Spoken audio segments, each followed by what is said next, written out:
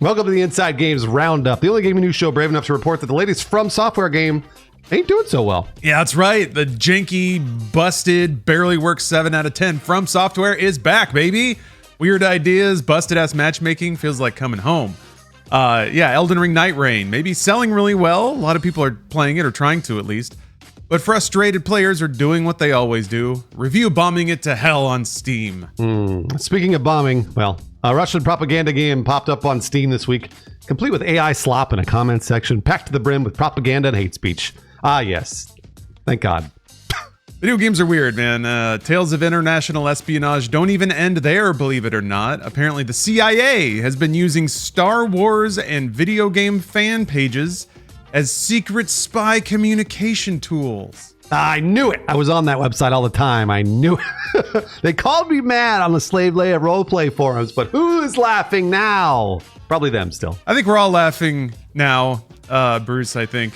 But let's kick off the news by throwing to the one man who's never been laughed at on the internet, Brian Garr. Which is not great because I nominally work in comedy, but hey, I'll take it. I've got my news hat on, and you're not supposed to laugh at the newsman. All right, let's start off with Elden Ring NIGHTREIGN. It launched this week, and it has been a hit. It has shipments of more than 2 million. It's also popular on Steam, drawing 313,000 players at its peak. But despite the hype, there's already been some backlash. User reviews have already dragged the co-op spin-off into the dreaded mixed territory, thanks largely to what is not in the game. Players are mad for a lot of reasons, primarily because they can't play it with just one friend. It has to be a group of 3, and if you play it solo, it's not good. Yeah, I love that. Love having to crawl around on the ground and time out by myself, waiting for friends that just aren't there. Good stuff. Yeah, like Bruce alluded to, NIGHTREIGN supports solo and 3-player co-op, but there's no option for duos in there. Director Junya Ishizaki admitted the lack of duos was an oversight. Yeah, I think most people would just want to play with one other person. He told IGN, "We kind of overlooked and neglected the duos aspect." He added, "It's something the team might address post-launch." Hopefully they do. Voice chat is another sore spot because that's very important for this game too. NIGHTREIGN's lack of it makes coordinating with random players nearly impossible. Turning basic teamwork into a guessing game. There's a ping, but that's it. Insistently drop a pin on the map, but that's about all you get. Don't forget emotes, folks. That's how we always communicate in From Software games. Raising the sun, pointing in random directions. From Software issued a day 1 patch that had some balance adjustments. A patch next week will provide various improvements for solo players. Hopefully just making the game possible to play. Because, it's balanced for 3. And it's FromSoft balanced for 3, which means it's not easy even with 3 people. So 1 is just absurd. Yeah, this is a confusing one. Maybe not so confusing for folks that have played FromSoft games, before Dark Souls 3, but they're back, baby.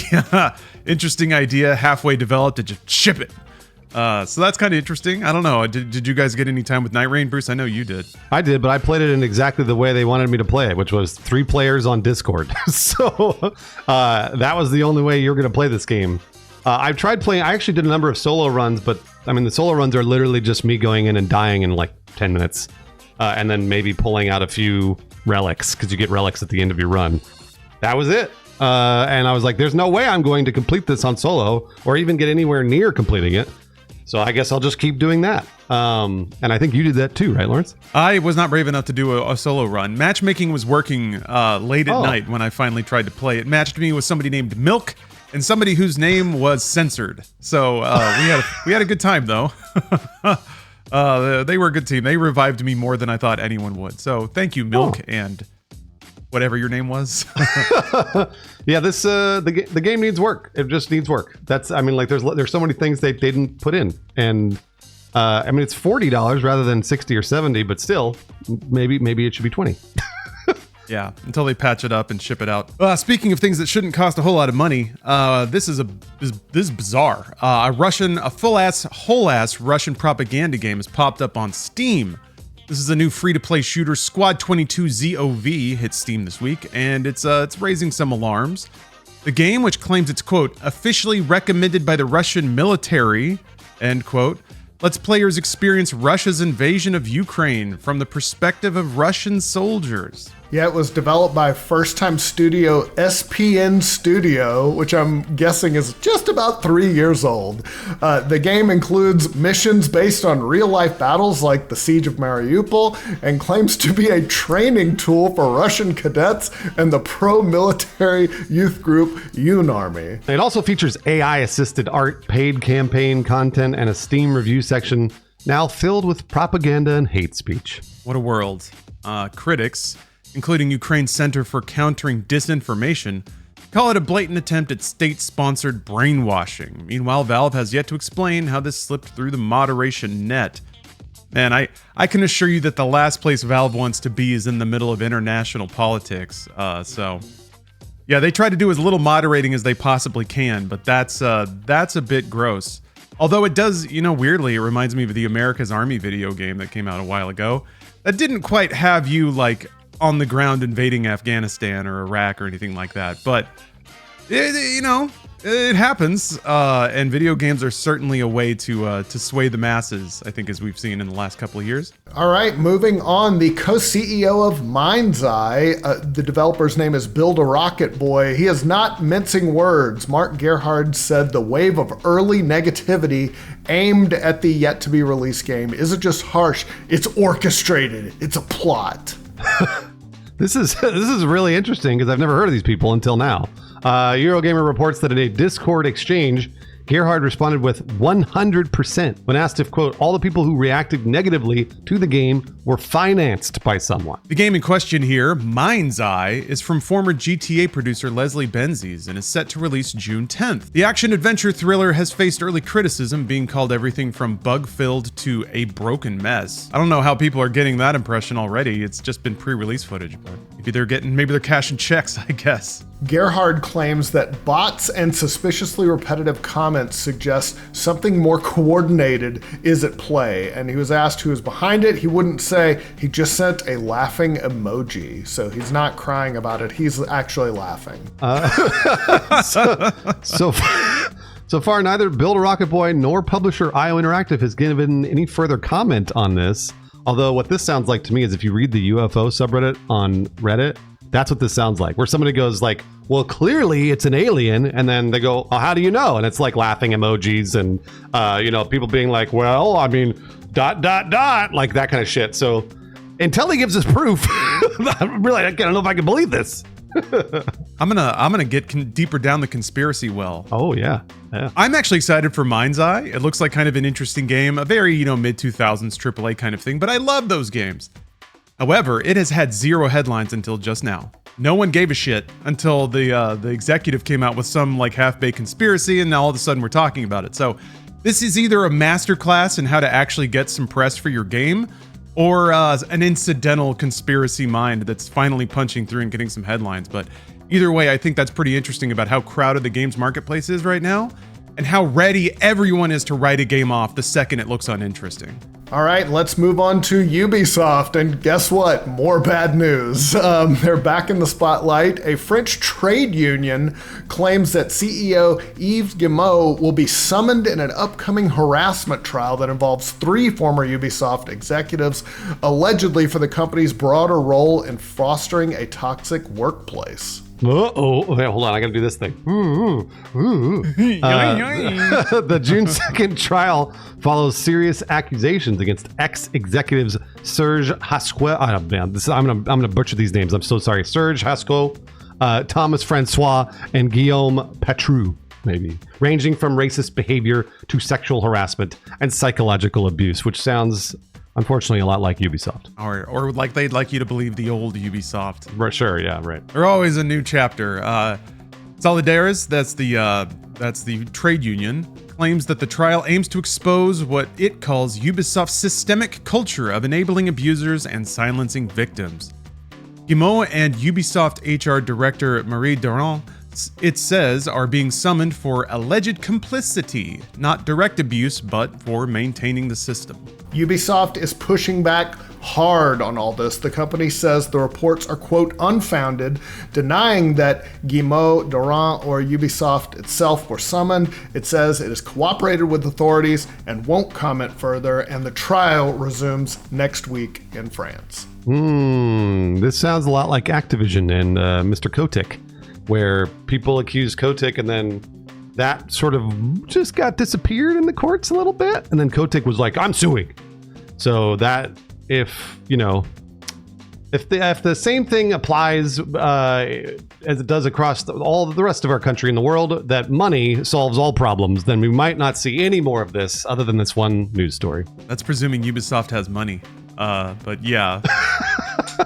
You're right though. A lot like it's the identical playbook to how Activision went down. You know, a lot of dudes were accused of putting in place and protecting and enabling a system that suppressed women systemically, and the math certainly supported that at Activision. But yeah, you're right, Bruce. Also, I think they settled the state lawsuit for like 10 million. It was an extremely small amount. And then I think they got the other one thrown out. Because if I recall, yeah, there was a lawyer that moved from the federal to the state case, and they were like, oh, you can't do that. And then it just kind of evaporated in the air. So, the legal system, justice is blind, right? All right, let's move on and talk about multiverses. And, well, it's gone. That's what we're talking about. The crossover brawler from Warner Brothers officially closed its servers today. That is, if you're watching on Friday, marking the second and final, we presume, time the game has been shut down. How many times have they shut down this game? I don't This is understand. twice. If you logged in any time since February, you'll still be able to play offline with all your characters and purchases. But if not, it's gone. And hopefully you didn't spend too much money on it. Yeah, like we said, this marks the second shutdown for Multiverses. The game debuted in July 2022 with a strong start, reaching a peak of 153,000 concurrent players on Steam, but its player base quickly declined, and that prompted a nearly year-long closure. And then it relaunched in late May of 2024, briefly spiked to more than 114,000 concurrent players, but then engagement fell off again, and ultimately it led to today's permanent shutdown. So RIP Multiverses for a second time. Man, big F's for Multiverses and of course Concord. I always got to mention Concord too. Although it's one of the few service games that got another shot, like it got another launch and everything, so they tried their hardest, but man, some of this just won't float. All right, and finally, this story is bizarre. And there's a lot more to it than this, but I'll just give you the Cliff Notes version. So yeah, if you visited a random Star Wars fan page back in 2010, specifically StarWarsWeb.net, that wasn't just a shrine to Yoda and Lego games and Star Wars games. It was part of a CIA-run network that was used to secretly communicate with the agency's overseas informants. This is so cool. I love this shit. Also, if you click that link, by the way, it goes directly to CIA.gov. I love it. According to security researcher Ciro Santilli and 404 Media, the CIA apparently ran hundreds of websites posing as generic news, gaming, and fan culture pages, including ones like havenofgamers.com to coordinate with informants. I want to go to that website so bad. I would be so crestfallen. They use the Z and everything. That's how you know it's legit. Yeah, a true-to-life cloak and dagger story. Apparently it turned into a giant catastrophe for the U.S. intelligence agency. That's so rare for the CIA, for something like this to backfire. The operation was compromised by Iran and may have contributed to the deaths of multiple CIA sources in China in 2011 and 2012. Wow. Yeah, they were just using it as a way, I guess if you were stationed, in China or Iran or elsewhere, it was hard to sort of communicate with your handlers, so they would do it through these sites. But then apparently one of the reasons it got busted is the CIA apparently used sequential IP addresses across all these sites. So once they found one, and Iran started like figuring it out, and once they figured out one, it was easy to spot the whole network once one was discovered. So yeah, Yahoo News wrote about this a few years ago, but it was wild. All right, let's do a 5-second review. All right, this is an old game, surprise for me, but I was looking for like a new ARPG that wasn't like Path of Exile 2 or Diablo 4, and I wanted something simple, and I stumbled across Torchlight 2. It was highly recommended. It was on sale at GOG for $4. It is incredible. It is the best AR. It is so good and it's so easy. There's like 2 buttons and 5 skills. It's awesome. Highly recommend, especially if you're old. Brian, I got to turn you on to this video game. It's called GoldenEye on the Nintendo 64. You got to try it. I loved it. Multiplayer. Loved it. It's unbelievable. Yeah. I play Odd Job every single time. Everyone hates me. In addition to rapid reviews, guess what? Inside Games is always on your side. We got some more free games to warn you about or inform you about. Tell me why episode 1 is free on Steam right now, so that's pretty cool. Might as well check it out. Also, pretty handy crop on Epic Games this week. Limbo and Tiny Tina's Wonderlands are free. So if you're looking for a new action RPG, you got one there. Here are the video games coming up this week. Up first, Void Sayer. The world has fallen into darkness, cursed by the abyss. You are one of the many hapless survivors at risk of being consumed. Unlike others, you have a chance to fight back. Void Sayer is a dark monster tamer JRPG. Assemble your monster team, take on eldritch horrors, and return hope to the world. It comes to PC June 2nd. All right, and finally, and I swear these are the only 2 games I could find, and both of them have Void in the name, but Void Scout. Save reality 1 mission at a time. A seemingly unimportant Void Scout gets thrown into the middle of an interdimensional war, and as the only one who can prevent the exoforms from consuming reality, strategize, plan, and execute in a suspenseful tactical roguelike, save the multiverse, and die trying. Comes to PC June 2nd. And finally, we'd like to thank a handful of patrons that support the show directly and make this show possible. You really do enable the production of this show. You know, everybody that watches, thank you, but specifically for the folks that contribute directly, we really appreciate it. We'd like to shout a few of those. Got a few new names today. This is always fun. Hot Date, Caleb Clark, Name Hogger, Brandon Young, Matt Bogenberger, and Wesley Mullins. Thank you very much for the support. I also have a few, and they don't have Void in their name, unfortunately. AKM Scout, Pablo Garcia, Baron 5X, Just a Chair, UESC Battleroid, and J Embers87. Thank you for supporting the Inside Games Patreon.